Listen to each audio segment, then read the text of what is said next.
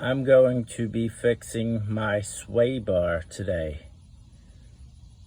In this video, I'll show you how to fix the sway bar because I only ordered one on Rock Auto, which I should have ordered two. I wasn't really paying attention, but it's simple as that. You have this right here, and you just put this in the middle, take this bolt off, and then the same goes for the bottom. You put the right in the middle, just like that. And it's real easy.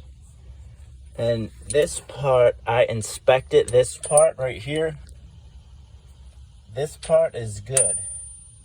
There's nothing wrong with it. The plastic is good.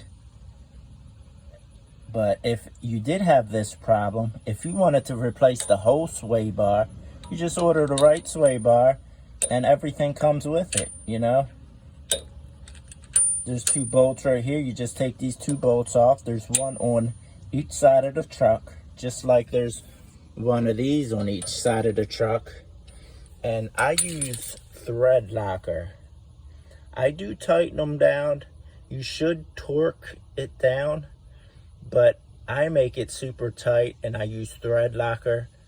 That way, medium strength, that's all you need, just so you can take it off later.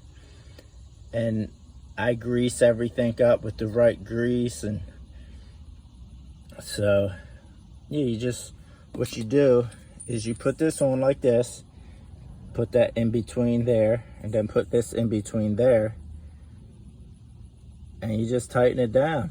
And then what I would do is loosen this bolt up a little bit, squeeze some thread locker in there, and then tighten it down again. And that will keep the vibration of the vehicle, of the engine, from making it loose again. Even though you torque it down, it may come loose again. You never know.